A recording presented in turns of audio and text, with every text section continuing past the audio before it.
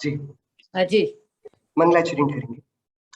नमो अरहंतारम, नमो सिद्धारम, नमो आयरियाडम, नमो उवछायाडम, नमो लोय सव्वसाहूडम। मंगलम भगवान वीरो, मंगलम गौतमो गणी, मंगलम कुंद कुंदात्यो, जैन धर्मोस्तु मंगलम। सर्व मंगल्य मांगल्यम, सर्व कल्याण कारकम, प्रधानाम सर्व धर्माणाम, जैनम जयतु शासनम, जैनम जयतु शासनम, जैनम जयतु शासनम। मोक्ष मार्गस्य नेतारं, भेत्तारं कर्म भूभृतां, ज्ञातारं विश्वतत्त्वानां, वन्दे तद्गुणलब्धये, वन्दे तद्गुणलब्धये, वन्दे तद्गुणलब्धये। दशलक्षण महापर्व और इसका ये बहुत सुंदर उत्तम आर्जव का दिन आज हम सभी जिसको मनाने के लिए इकट्ठे हुए हैं। हमने सबसे पहले दिन ये डिस्कशन किया था कि धर्म और कुछ नहीं होता, हमारे ही स्वभाव का नाम है, वस्तु के स्वरूप का नाम धर्म है। और आत्मा कैसा है कि उसका स्वभाव 10 धर्म वाला है। आत्मा के पास उसके उत्तम क्षमादि 10 धर्मों का स्वभाव है। सो ये आत्मा स्वयं धर्मी और इसके ही ये 10 विशेष धर्म, क्योंकि आत्मा वीतरागी है ना, तो क्रोध मान माया लोभ के अभाव वाले क्षमा मार्दव आर्जव शौच और इसके बाद उसके उपाय सत्य संयम तप त्याग और फिर उनका फल और उनका सार आकिंचन्य और ब्रह्मचर्य, इस प्रकार से पूरा आत्मा का ये 10 धर्मों का स्वभाव बनता है। हम इसी प्रयत्न में यहाँ पर हैं कि इन 10 दिनों में हम अपने आत्मा को, हम स्वयं को इतने अच्छे से समझ पाए कि हम उसमें हमारे अनादि के अनंत काल के लिए जम पाए, रम पाए। आर्जव का मतलब होता है सरलता का। ये मन वचन काय की जो कुटिलता का अभाव होता है सो आश्रव है। आश्रव जो धर्म है वह पाप का खंडन करने वाला और सुख को उपजाने वाला है। हम इसको विशेष समझने के लिए सहारा ले रहे हैं 16 कारण भावनाओं का, और हम सब वो 16 कारण भावनाएं पढ़ रहे हैं। आचार्य पूज्यपाद स्वामी ने जो टीका करी है तत्वार सूत्र ग्रंथ की, जिसका नाम है सर्वार्थ सिद्धि, उस सर्वार्थ सिद्धि की वचनिका के आधार से क्या होता है, हम थोड़ी इसके बारे में थोड़ी सी जानकारी लेते हैं 16 कारण भावनाओं के बारे में। कि जो 16 कारण भावनाएं है ना, इनका जो बंध किया जाता है ये कौन करता है, इस 16 कारण भावना का बंध करने वाला कौन होता है, इसके बारे में थोड़ा सा समझते हैं। देखिए, गोमटसार कर्मकांड में कहा है, गोमटसार कर्मकांड आचार्य नेमिचंद सिद्धांत चक्रवर्ती देव का ग्रंथ है, उसमें कहा है पड़मुह समिये सम्मे से सतिये अविरदादि चत्तारी तिथयर बंध पारम भयाणरा केवली दुगंते। अर्थ, तीर्थंकर प्रकृति के बंध का प्रारंभ जो 16 कारण के भावनाओं के भाने से नो कर्म का आश्रव होता है, तीर्थंकर नामकर्म नाम के नामकर्म का आश्रव होता है, उसका कैसे बंध प्रारंभ होता है। तो इसकी एक स्थिति हम समझ लें, बस ये आगम का लिटरेचर है, हम पहले उसको थोड़ा सा जस्ट उसका इंट्रोडक्शन हम ले लें। तीर्थंकर प्रकृति के बंध का प्रारंभ कर्म भूमि के, भोग भूमि के नहीं, कर्म भूमि के मनुष्य पुरुष लिंगधारी के ही होता है, और बाकी की 3 गतियों में नहीं होता और भोग भूमि में भी नहीं होता। तो कोई नरक गति का जीव, कोई देव गति का जीव, कोई त्रियंश गति का जीव या कोई भोग भूमि का मनुष्य, ये सारे भी संगी पंचेंद्रिय जीव है ना, लेकिन ये सब तीर्थंकर प्रकृति के बंध को प्रारंभ नहीं कर सकते, बाद में सस्टेन कर सकते हैं, कंटिन्यू कर सकते हैं। जैसे कि राजा श्रेणिक को तीर्थंकर महावीर के पादमूल में तीर्थंकर प्रकृति का बंध होना प्रारंभ हुआ, फिर उनकी मृत्यु हो गई और अब वो नरक में है। तो अब उनका जो बंध प्रारंभ हो गया था वो निरंतर चल रहा है, अभी भी उनके उसका आश्रव निरंतर हो रहा है, क्योंकि वो ये वाली भावनाएं तो अभी भी भा रहे होंगे ना, क्षायिक सम्यक दृष्टि है तो इसलिए। तो तीर्थंकर प्रकृति के बंध का प्रारंभ कर्म भूमि के मनुष्य पुरुष लिंगधारी के ही होता है, अन्य तीन गतियों में आरंभ नहीं होता। अब ये वाली बात हमको थोड़ा विचार करने के लिए लेनी चाहिए, ठीक है। इसका क्या मतलब है? इसका ये मतलब है कि हर एक गति, हर एक क्षेत्र, हर एक संयोग, इसका हमारे परिणामों पर कुछ विशिष्ट प्रभाव होता है, इसका हमारे परिणामों पर कुछ स्पेशल इफेक्ट होता ही है।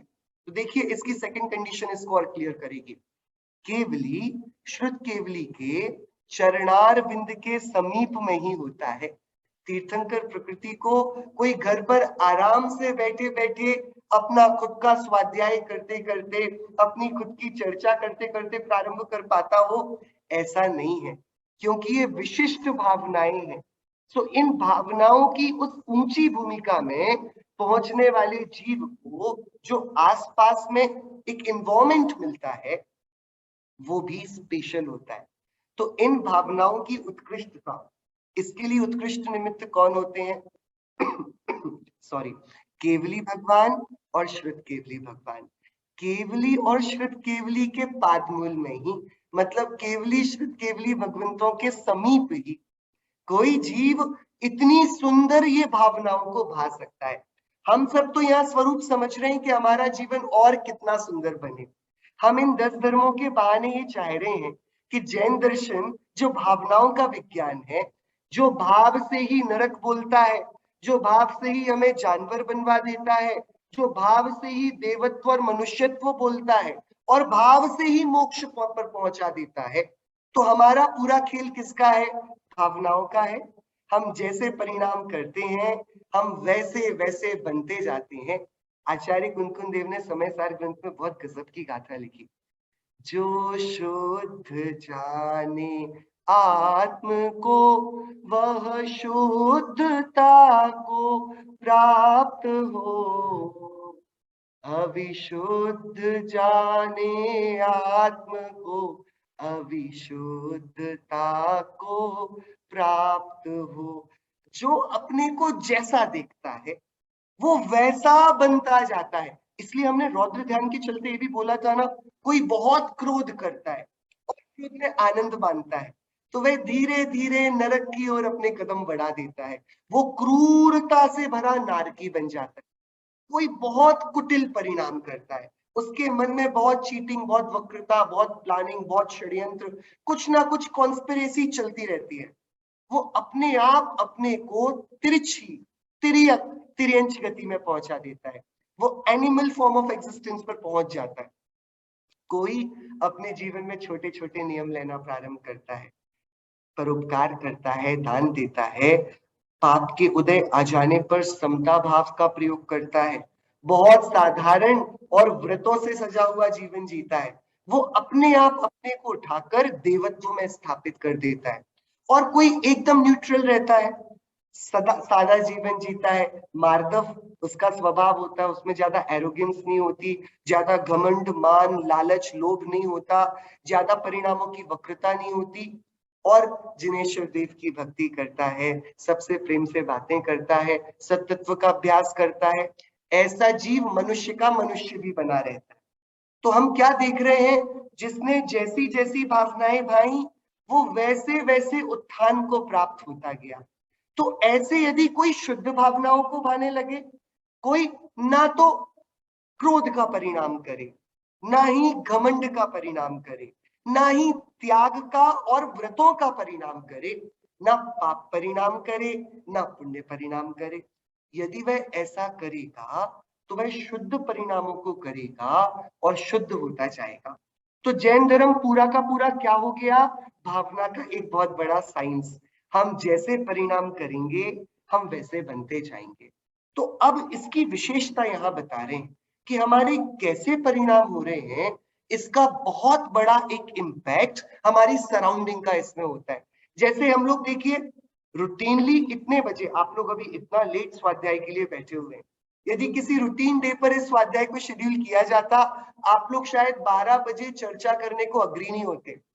होते क्या रूटीन किसी भी डे पर कि नहीं, लेकिन यदि किसी भगवान की कोई जयंती होती या हमारे मंदिर का कोई एक इवेंट होता कि चलो आज के दिन इसका पंच कल्याणक हुआ था, शिलान्यास हुआ था कुछ, या फिर अभी अष्टानिका चल रहे हो या दशलक्षण पर्व जो आज चल रहे हैं, तो ऑटोमेटिकली हम लोग अपने आप को भी थोड़ा समझाकर ऐसे परिणामों की कोमलता होती है कि इन बात के लिए राजी हो जाते हैं। तो ये काल की एक विशेषता पड़ी ना, ये विशिष्ट दिन चल रहे हैं और इस कारण हमारे परिणाम भी कुछ विशिष्टता को लिए हुए हैं।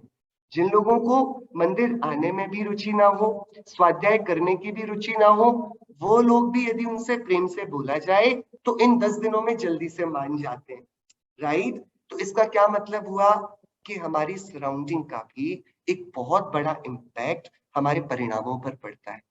यही 16 कारण भावनाओं के साथ है। ये 16 कारण भावनाओं का जो उत्कृष्ट संचरण होगा, उसके लिए क्या सराउंडिंग चाहिए कि सबसे पहले तो कर्म भूमि का मनुष्य हो। वाई? क्योंकि कर्म भूमि में ही मोक्ष का पुरुषार्थ किया जा सकता है। अगेन ये कितनी वंडरफुल बात है।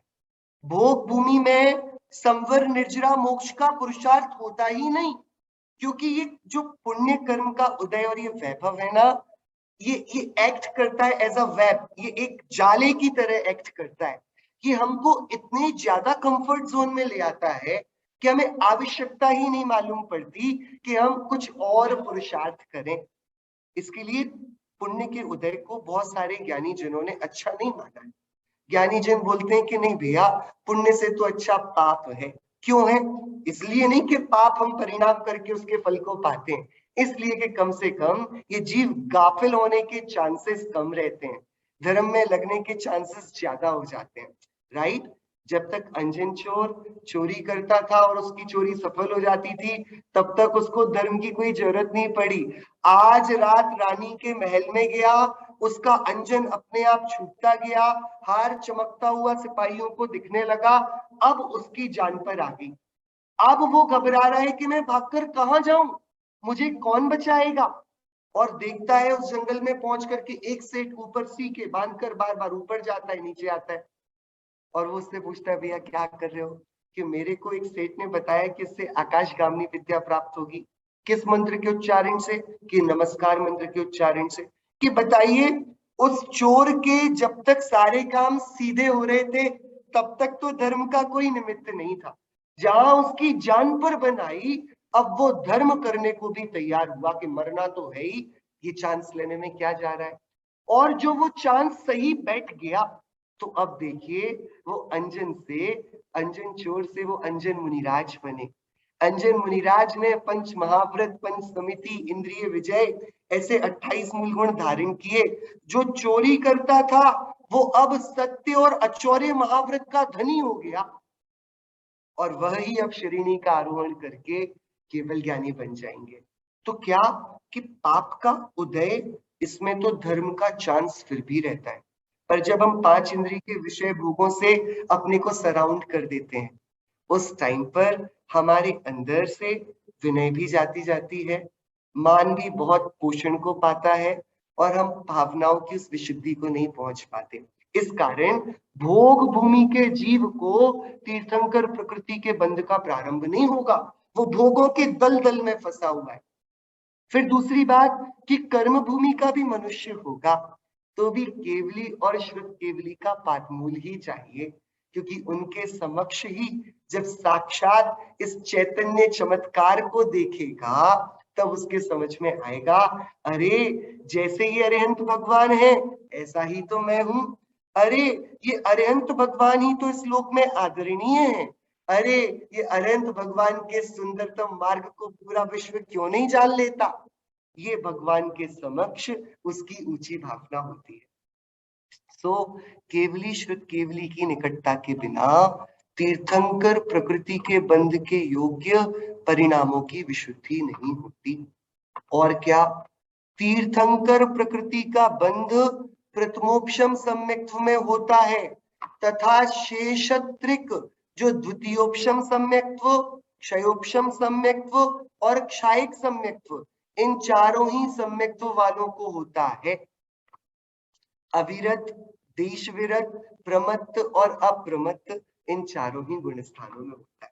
सो मुद्दे की बात ये रही, इतनी बात से, इतने फैक्ट्स जो हमने आगम से उठाकर 16 कारण भावनाओं को भाने के पहले देखे, ये फैक्ट्स हमें ये वाली बात बता रहे हैं कि न सिर्फ हमारी खुद की तैयारी, अपितु भावनाओं के आरोहण के लिए हमारे जीवन में विशुद्धि बढ़े, इसके लिए सबसे पहली स्टेप तो है कि हम साधर्मियों के बीच में बैठे, हम चर्चा करें तो आपस में हमारी चर्चा हो। हम अकेले अकेले पढ़ते रहेंगे तो वो विशुद्धि बनेगी नहीं, पर अकेली साधर्मियों के बीच चर्चा करने से भी काम ना बनेगा। केवली, श्रुत केवली, महामुनिराज, विशिष्ट ज्ञानी, व्रती, तपस्वी, ऐसे जो पंच परमेष्ठी हैं, यदि इनका सानिध्य मिले तो भावनाओं में विशिष्टता अलग होती है। तो इस रीति से भी हमें अपने जीवन में इन भावनाओं से अपने हृदय को सींचना चाहिए कि मुझे नग्न दिगंबर मुनिराजों के दर्शन कब होंगे, मुझे तीर्थंकर केवली के दर्शन कब होंगे, कब मैं सिद्धों के जैसे अपने स्वरूप में ही रम पाऊंगा, जम पाऊंगा।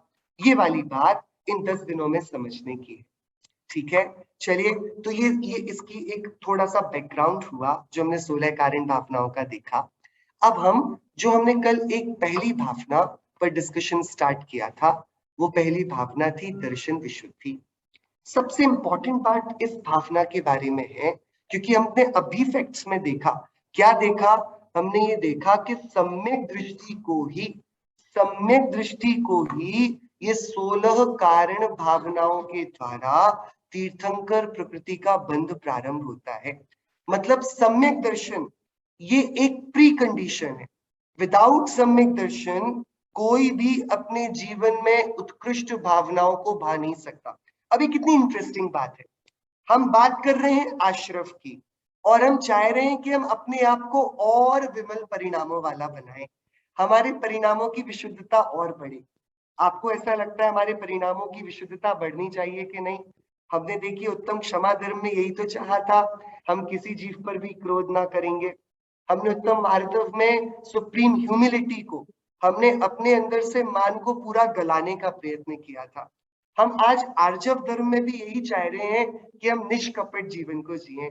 जैसा सुंदर जीवन ज्ञानियों का होता है, ऐसा सरलता से भरा, बिना किसी मायाचारी का जीवन हम जिएं। ये हम चाह रहे हैं कि नहीं चाह रहे? यहाँ पर आचार्य देव कहते हैं कि यदि हमको रागात्मक विशुद्धि भी चाहिए, आत्मा की जो शुद्ध पर्याय है वो तो जाने दीजिए, वो तो आत्मा के आश्रित है ही, लेकिन जो बंध की कारण है, ऐसी आश्रव बंध की पर्याय, राग की पर्याय जो कि अव्वल जाति की है, प्रशस्त जाति की है, जो ऊंची जाति का राग परिणाम भी है ना, वह भी सम्यक दृष्टि के ही होता है। सम्यक्त्व के बिना कोई ऊंचा पुण्य भी नहीं बांध सकता। इसको आचार्य कुंदकुंद देव ने पंचास्तिकाय संग्रह की आखिरी की गाथाओं में लिया है। उन्होंने क्या बोला, जो आत्मा को जानता है लेकिन फिर भी उसके राग कण विद्यमान रह जाए, उसके तब भी राग बचे, तो वह अहमिंद्र का पद पाता है, सुरेंद्र का पद पाता है, वो सर्वार्थ सिद्धि में पहुंच जाता है। सर्वार्थ सिद्धि मतलब कौन से देव? एक भवावतारी। मतलब यदि हम चारों गतियों के उत्कृष्ट पुण्यशाली जीवों की बात करें तो सबसे ऊंचे दर्जे पर हैं तो अरिहंत, फिर आचार्य उपाध्याय साधु परमेष्ठी संसार के, सिद्ध भगवान तो बाहर हो गए। इसके बाद यदि हम देखेंगे जिसके बाहर और अंतर वैभव बहुत सारा है, तो हम देखेंगे सर्वार सिद्धि के देव जो एक भवावतारी हैं और सबसे ऊपर सर्वार सिद्धि में अहमिंद्र पद को प्राप्त हुए हैं। उस उत्कृष्ट पुण्य का संचय करने के लिए उत्कृष्ट परिणाम चाहिए ना? चाहिए। सर्वार सिद्धि की आयु बांधने के लिए उतना उत्कृष्ट प्रशस्त परिणाम चाहिए। अब गजब की बात है, वैसा परिणाम सिर्फ मुनिराजों के होता है, वह किसी दूसरे के नहीं होता। इसका क्या अर्थ हुआ कि सम्यक्त्व और उसके साथ कषायों का क्रश करना, इससे हमारे प्रशस्त परिणामों की भी जाति बदलती है, इससे हमारे प्रशस्त परिणामों की क्वालिटी भी बदलती है। तो फर्स्ट इंटेंट तो क्या हुआ हमारा? फर्स्ट इंटेंट ये हुआ, फर्स्ट जीवन का लक्ष्य बना सम्यक्त्व की प्राप्ति। और जो सम्यक्त्व प्राप्त हुआ उसके बाद केवली श्रुत केवली के पादमूल में, या हमने अभी परोक्ष रूप से केवली श्रुत केवली का जो स्वरूप जाना, उस स्वरूप में हमने उनके जो विशद व्यक्तित्व को देखा। अपने आप ही उनको देखकर हमारे सम्यक्त्व में निर्मलता आती है। उस सम्यक्त्व की निर्मलता को कहते हैं दर्शन विशुद्धि। ठीक है, इस दर्शन विशुद्धि में 8 अंग सम्यक्त्व के समाहित होते हैं, जिसमें से जिन वचन में उसे शंका नहीं होती। क्या है जिनेंद्र देव का वचन? कि मुझ में और अरिहंतों में कोई अंतर नहीं, कि मैं सिद्धों के जैसा हूं, कि मैं अनंत गुणों वाला आत्मा हूं। ये सर्वज्ञ देव का वचन। इसे जो मानकर शंका नहीं करता, ऐसा नहीं मानता कि मैं क्रोध मान माया लोभ वाला हूं, मैं मरण को प्राप्त होने वाला हूं, एक समय ऐसा आएगा जब मैं नष्ट हो जाऊंगा। ऐसी इस लोक की, परलोक की, व्याधि की, मरण की, अरक्षा की, अगुप्ति की और अकस्मात की जिसको चिंता नहीं होती, ऐसा जिनेंद्र देव की वाणी पर पूरा भरोसा रखने वाला जो सम्यक दृष्टि है, उसके दर्शन विशुद्धि होती है, उसके सम्यक दर्शन की निर्मलता होती है। फिर क्योंकि उसने अपनी आत्मा को ही पूरा माना है, और आत्मा क्योंकि पूरा है, तो अब उसे किसी दूसरी चीज की आवश्यकता नहीं जिससे वह और पूरा हो जाए। ही, वो आत्मा अपने आप में ही कंटेंडेड है, तो ऑटोमेटिकली संसार के विषय भोग संबंधी उसके इच्छा नहीं होती। तो बाहर की किसी भी उदय की, बाहर की किसी भी प्रकार के संयोग के मिलाप की इच्छा ना होना, इसे निःकांक्षित अंग कहते हैं। ऐसे भी हम सम्यक्त्व की विशुद्धि की भावना को पाते हैं। तीसरा, शरीर आदि जो अशुचि हैं, अपवित्र हैं, उन पर से अब ऐसा भ्रम जो हमें अनादि से हुआ था कि ये सुंदर है, ये मिट जाता है, ये मिथ्या संकल्प छूट जाता है। और अरिहंत देव के द्वारा बताया गया मार्ग कठिन नहीं है, बहुत सरल है। ऐसा मुनियों का मार्ग सुंदर लगना, मुनियों का जीवन बहुत ऊंचा लगना, उनका जीवन कष्टप्रद नहीं लगना, जो मुक्ति मार्ग के पथ के साधक हैं, उनको देखकर मन में दया नहीं आ जाना, करुणा नहीं आ जाना कि बेचारे कैसे इतनी कठिन साधना करते होंगे। नहीं, उनको देखकर हृदय में ऐसी भावना आना, मेरे ऐसा कब रूप होगा, मैं ऐसा सुंदरतम वीतराग नग्न वेश लेकर कब इन जंगलों में विचरकर चैतन्य गगन में उड़ूंगा। ऐसी जो भावना है वो निर्विचिकित्सा है।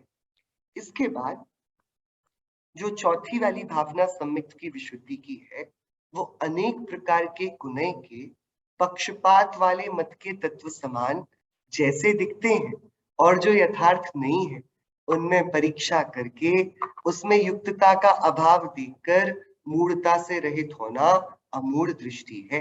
मतलब जो दर्शन विशुद्धि भावना वाला होगा ना, वो किसी भी चीज को फेस वैल्यू पर नहीं लेगा, वो किसी भी चीज को यूं ही नहीं मान लेगा। किसी ने बोला कि ऐसा करो तो सुख होगा, वो केवली के आगम से उसे कर बहुत युक्तियों से, बहुत विचार से, लॉजिक से, तर्क से उसको समझेगा और उसके बाद ही उसे ग्रहण करेगा। जैसे कि यदि कोई आपसे बोले कि भगवान के नाम का स्मरण करो, इससे कर्म की निर्जरा हो जाएगी, भगवान की किसी विशिष्ट स्तोत्र का, किसी विशिष्ट मंत्र का स्मरण करें, उससे हमारे निर्जरा प्रारंभ हो जाएगी। कि हाँ, यदि हम युक्ति से विचार करें तो हो सकता है कि उस समय विशुद्ध परिणाम हो, तो जो पाप कर्म है वह संक्रमित होकर पुण्य रूप हो जाए, या फिर उसकी स्थिति कम हो जाए, अथवा वो जाने लगे तो पाप की निर्जरा शायद संभवित हो, क्योंकि विशुद्ध परिणाम है और संक्रमणीय होता ही है हमारे परिणामों के चलते। लेकिन उससे, क्योंकि वह भगवान के प्रति का राग का परिणाम है, क्योंकि भगवान के प्रति की भक्ति उसमें होगी, तो वह तो भक्ति का परिणाम राग का हुआ, तो वह तो पुण्य परिणाम है। उससे निर्जरा कैसे होगी? उससे तो पुण्य का आश्रव होगा, उससे तो सातव वेदनीय कर्म का आश्रव होगा। तो वो ऐसे नहीं मान लेगा कि भगवान के नाम जपने से निर्जरा हो जाएगी। वो किस विवक्षा से कहा है, किस नए से इस बात को कहा है, उसको उस तरीके से देखेगा और तब उसको स्वीकारेगा। तो हर एक बात जो हम स्वाध्याय में सुनते हैं उस पर विचार करना, ये भी दर्शन विशुद्धि भावना का अंग बनता है। And accepting anything at the face value, जैसा बोल दिया गया वैसा एक्सेप्ट कर लेना, वो वाली भावना सम्यक की नहीं होती। वो वाली बात मूढ़ लोगों की होती है, मूर्ख लोगों की होती है, अज्ञानी की होती है। अब ये बहुत सुंदर विवेचना जो पांचवा अंग है, दर्शन विशुद्धि भावना का विस्तार सबसे अधिक है। और ऐसा भी है कि 16 की 16 कारण भावनाओं को कोई जीव भाए तभी उसको तीर्थंकर प्रकृति का आश्रय होगा, ऐसा नहीं है। एक इस दर्शन विशुद्धि में ही 16 भावनाएं आ जाती हैं। तो एक भावना, दो भावना, ऐसा आगम में विधान है कि भैया ये 16 तो प्रकार की भावनाएं कही हैं, लेकिन एक कोई भी भावना भाई जाए उसमें बाकी की 15 भावनाएं गौण होती हैं और उनमें प्रधान है ये सम्यक्त्व वाली भावना। और जैन दर्शन का पूरा आधार सम्यक दर्शन है। विदाउट बिलीविंग इन सर्वज्ञ, हम सर्वज्ञ को ना मानकर सर्वज्ञ जैसे हैं, अरिहंत हैं कि नहीं, ये पांच परमेष्ठी होते हैं कि नहीं, ये मैं आत्मा हूं कि नहीं, और ये सारा जगत ये जड़ अजीब है कि नहीं, यदि इस बात का श्रद्धा नहीं होगा तो फिर जिनागम की कोई बात का मतलब नहीं निकलता। तो दर्शन विशुद्धि ये सबसे पहली भावना है। उसका पांचवा पार्ट क्या बोल रहे हैं, उपब्रहण इसका नाम है और इसको उपगूहन भी कहते हैं। क्या कहलाता है ये, उत्तम क्षमा आदि धर्मों की भावना करके आत्मिक धर्मों की वृद्धि करना।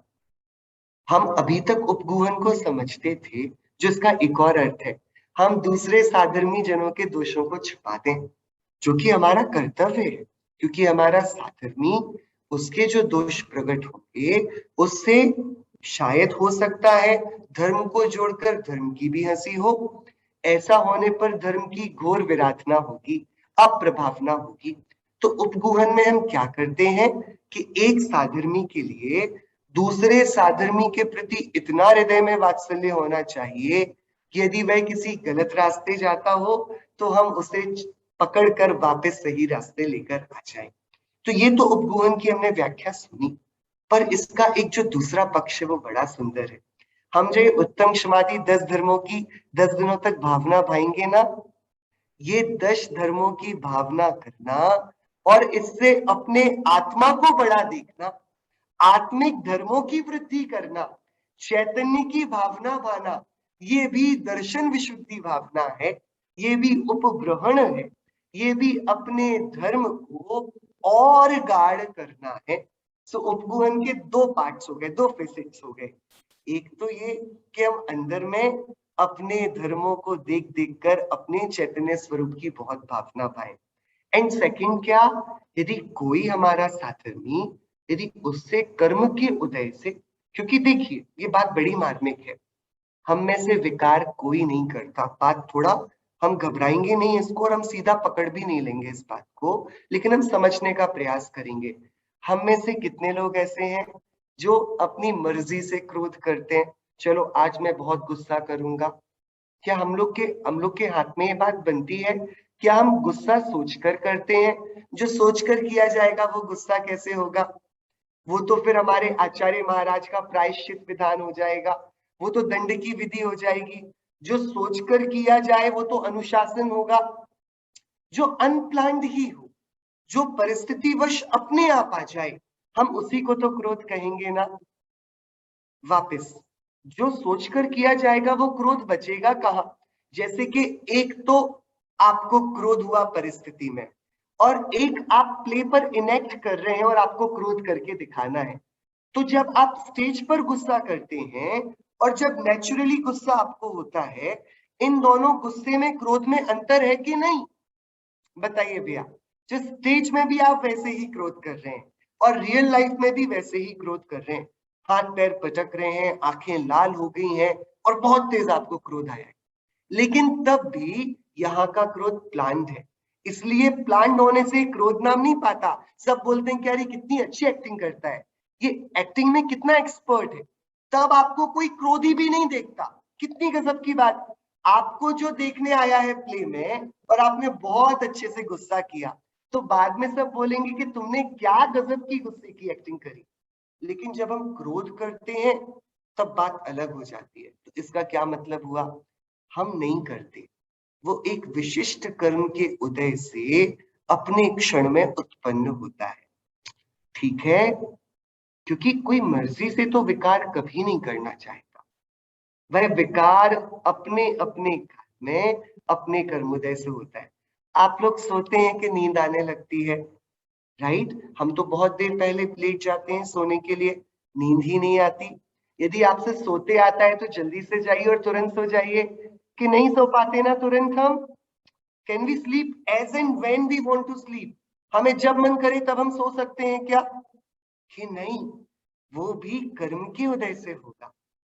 कितनी कितनी सरल सी बात है ये।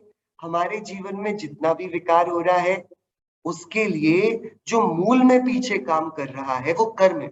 वो कर्म और कुछ नहीं, हमारे ही पूर्व का अपराध है। हमने पूर्व में ही कुछ विपरीत भावनाएं पाई थी, उनके कारण वो कर्म बंद हुआ। वो अब समय पाकर उदय में आया, राइट? उदय में आया, लेकिन ये इसके उदय में आने पर ये क्रोध हुआ ना, ये मान हुआ, ये विकार हुआ, ये निद्रा आई, ऐसा हुआ ना। इसका मतलब ये जीव तो निर्दोष है। इसने ऐसा काम सोच समझ के नहीं किया, कर्म के वश किया। तो अब अपने साधर्मी को जब भी अपराध करता हुआ दर्शन विशुद्धि भावना वाला जीव देखता है, तो वो क्या विचार करता है कि भैया ये तो अनंत गुणों की संपत्ति वाला मेरे जैसा चैतन्य भगवान है। ये कर्म की भूल में पड़ गया तो ये भूला हुआ भगवान बना। इसकी गड़बड़ी क्या हो गई कि जब कर्म का उदय आया, ये वेद ज्ञान नहीं कर पाया, ये अपने पर नियंत्रण नहीं कर पाया, ये कर्म फल चेतना में बह गया। इस कारण ज्ञानी जन उसको उसके दोषों से नहीं देखते, उसको उसके स्वभाव से देखते हैं। और उसके दोषों को किसका देखते हैं? कर्म का। क्या बोल रहे हैं? साधर्मी जनों में कर्म के उदय से कोई अवगुण लग गया हो तो उसे उपदेश देकर उस अवगुण से छुड़ाने, तथा जिस प्रकार धर्म मार्ग की अवज्ञा ना हो वैसे छिपाने को अपगुहन उपगुहन कहते हैं। कि कितनी उत्कृष्ट भावना हृदय में होती होगी एक दूसरे के प्रति। हम तो देखिए अभी बहुत स्वार्थी हो गए। हम अपने साधर्मियों को पाप के रास्ते जाते हुए भी देख लेते हैं और हमें चिंता नहीं होती। हम अपने बच्चों को ही धर्म मार्ग से बहुत दूर जाते हुए देख लेते हैं, हमें परेशानी ज्यादा नहीं होती। और बल्कि हमको धर्म रूप चलना ये भी कभी कभी अच्छा नहीं लगता। ऐसा लगता है कि ठीक है, यदि इसी में लगे रहेंगे तो दुनिया में आगे कैसे बढ़ेंगे। ये सब दर्शन विशुद्धि भावना का आनंद। हम सभी के जीवन में जो कुछ भी बाहर घटित हो रहा है, इसके पीछे एक कर्म का विशिष्ट निमित्त काम कर रहा है। इसलिए जीवन में होने वाली जितनी भी बातें हैं, ये ऊपर के आवरण है, ये ऊपर के मुखौटे हैं। लेकिन हम सभी का स्वभाव तो भगवत्ता का है। हम सभी हैं तो आत्मा ही। हम सभी के अंदर वही स्वभाव है जो महावीर भगवान के पास था, जो आदिनाथ भगवान के पास था। उसी स्वभाव का हाथ पकड़कर वो आज भगवान बन गए, वो आज सिद्ध बन गए। हमारे पास भी वही स्वभाव है। बस बात इतनी है, हम इसको कर्म के उदय से हुए अपराध के रूप में देखते हैं और किसी को बड़ा किसी को छोटा दिखने लगते हैं। पर जब कोई किसी को द्रव्य दृष्टि से देखता है, पर्याय दृष्टि से नहीं देखता, तब अपने आप उसके सम्यक्त्व तो प्रकट है, सम्यक्त्व की विशुद्धि होती है, उपगुहन अंग प्रकट होता है। ठीक है, तो दो बातें इसमें हुई। अंतरंग में उत्तम क्षमादि भावनाओं को भाना कि मैं क्षमा स्वरूपी आत्मा हूँ, क्रोध मेरा कर्तव्य नहीं।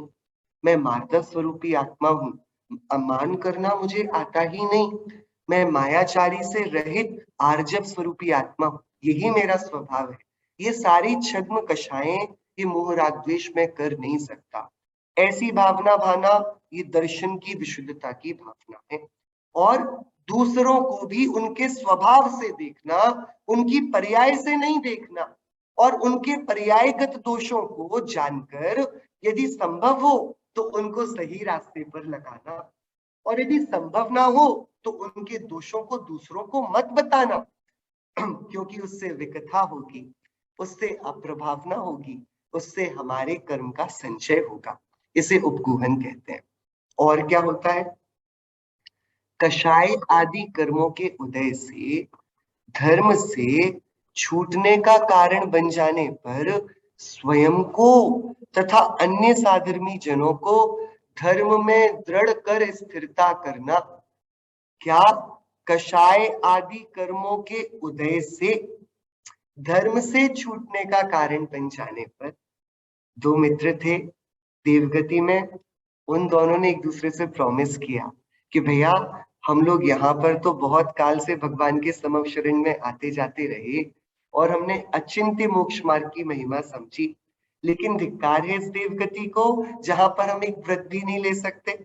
आपको पता, जब हम दशलक्षणिक पर्व में यहाँ पर आनंद से आराधना कर रहे हैं, देवगति के देव इन 10 दिनों में ऐसी आराधना नहीं कर सकते जैसे हम कर पाते हैं। हम एकासना कर लेते हैं, उपवास कर लेते हैं, हम कुछ अपने जीवन में चारित्र को अंगीकार करते हैं कि नहीं? देवगति के देवों को ये व्यवस्था नहीं है। तो वो दो मित्रों ने बोला, भैया हमारा जीवन तो बेकार गया, लेकिन अब यहाँ से चय कर हम मनुष्य पर्याय धारण करेंगे। इसमें से जो पहले पहुंचेगा उसको दूसरा आकर चेता देना कि भैया हमने देवगति में क्या भावना भाई थी, चारित्र के अंगीकार की, तो तुम चारित्र को जल्दी अंगीकार करो, जल्दी नग्न दिगंबर दीक्षा को धारण करो। तो ऐसा ही हुआ, एक देव पहले आकर चयकर नीचे आ गए और वे एक राजा के यहाँ राजकुमार हुए। लेकिन बचपन से उनको सांप खेलने से बहुत, सांप के साथ, सर्प का, पता नहीं कैसे उनको सर्प का बड़ा शौक था, उनका नाम भी नागदत्त रख दिया गया था। ठीक है, तो वे सर्प के साथ बहुत खेला करते थे। तो अब जब वे एक अच्छी उम्र के हुए, तब इनका जो मित्र था उसको अपनी प्रतिज्ञा, अपना प्रॉमिस याद आया और उसने सोचा चलो अब अपने जो मित्र सखा था उसको धर्म में स्थिर करते हैं, उसको याद दिलाते हैं कि इसने क्या भावनाएं भाई थी और अब ये कहाँ राजपाट में लग गया, ये दुनिया की उधेड़ बुन में फिर घुस गया। तो वो वहां उसको समझाने आते हैं। वो समझाने आते हैं, ये सुन लेते हैं लेकिन समझते नहीं, क्योंकि कषाय आदि कर्मों के उदय से धर्म का छूटने का कारण बन जाता है। क्या? हमने बहुत पहले सोचा हो हम ऐसा ऐसा करेंगे, लेकिन अचानक से हमारे परिवार में कोई प्रॉब्लम आ गई, अचानक से हमें ही शरीर में कोई बीमारी आ गई। हमने तो बहुत अच्छे से सोचा था कि हम कैसे धर्माचरण करेंगे, कैसे शास्त्र का अभ्यास करेंगे, लेकिन कर्म के उदय के कारण कुछ पराधीनता हो गई, तो ऐसा करने पर धर्म छूट जाता है। तो अब दर्शन विशुद्धि भावना क्या कहती है कि यदि किसी को, किसी साधर्मी को हम किसी परिस्थिति के वश, कोई अपनी आर्थिक प्रॉब्लम से, कोई अपनी फिजिकल शारीरिक प्रॉब्लम से, हेल्थ प्रॉब्लम से, कोई या फिर अपनी इंद्रिय जन्य किसी प्रॉब्लम से, या कोई अपनी किसी मानसिक समस्या से परेशान हो और धर्म से दूर होता जाता हो, तो दर्शन विशुद्धि वाला व्यक्ति उस व्यक्ति को धर्म में लगाता है। जैसे उस देव ने अपने मित्र को आखिरकार, बहुत उसको मेहनत करनी पड़ी, लेकिन आखिरकार उसके मित्र ने दीक्षा भी ली और फिर निर्वाण भी प्राप्त वो करेगा। तो जो अपने को और दूसरों को कषाय में जाता हुआ देखकर खींचकर वापस धर्म में लगाता है, ये जिम्मेदारी हमारी ही है कि हम सभी धर्म में लगे रहें, हम सभी उत्कृष्ट भावनाओं को भाते रहें। ऐसा जो स्थिर करता है उसके स्थितिकरण नाम का ये अंग होता है। धर्म तथा धर्मात्माओं में प्रीति और दृढ़ प्रीति होना, आप आपस में बहुत प्रेम होना, ये परम वात्सल्य होना, ये वात्सल्य है। एक सम्यक दृष्टि को दूसरे के प्रति अति वात्सल्य होता है, बहुत।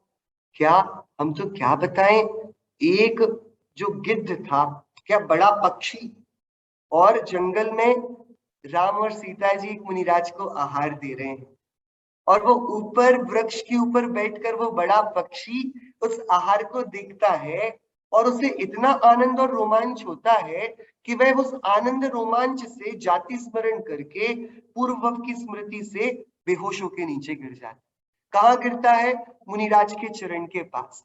जैसे ही वो गिरता है, उसके जितने पंख थे वो एकदम स्वर्ण के चमकीले हो जाते। रिद्धिधारी वे मुनिराज थे और ऐसा नियोग था। तब मुनिराज, वे वीतरागी दिगंबर मुनिराज सीता से जो कहते हैं वो वाली बात बहुत विचार की है।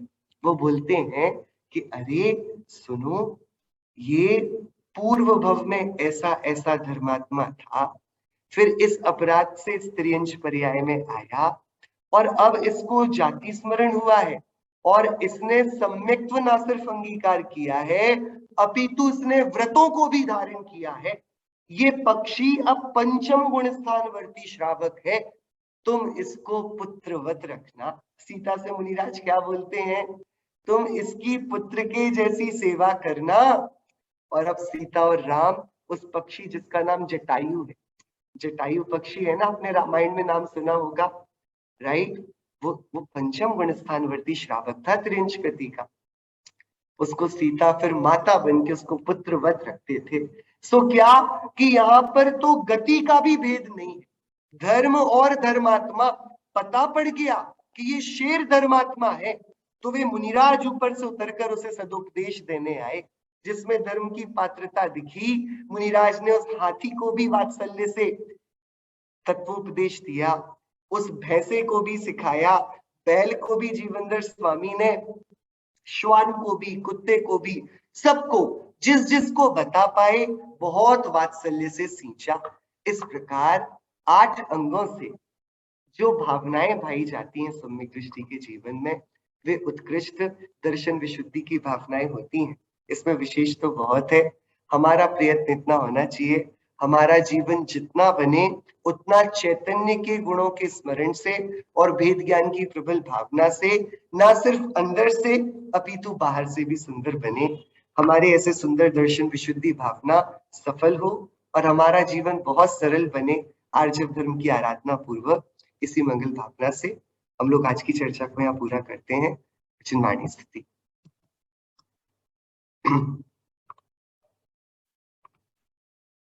जिन बहन सुनत मोरी भूल भगी, जिन बहन सुनत मोरी भूल भगी, कर्म स्वभाव भाव चेतन को भिन्न पेछानन सुमति जगी, जिन बैन सुनत मोरी भूल भगी, निज अनुभूति सहज ज्ञायकता, सोचिर रुष तुष मैल पगी, स्याद वाद धुनि निर्मल जलते, विमल भई समभाव लगी, जिन बैन सुनत मोरी आवाज बंद થઈ ગયો લાગે છે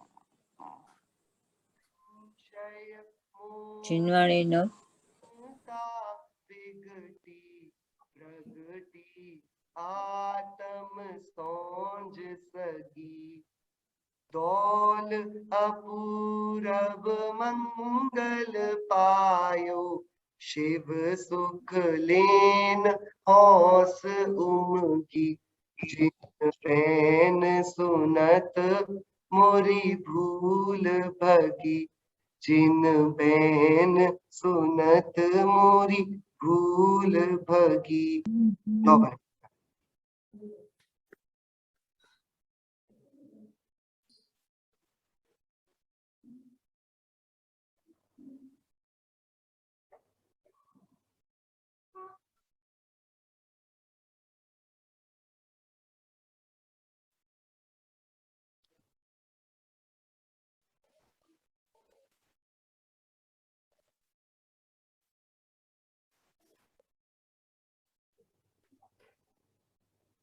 अंतर्मुख मुद्रावन सर्व जनेन्द्र भगवंतों की जय हो। जय हो। जय हो। में जमानी माता की जय हो।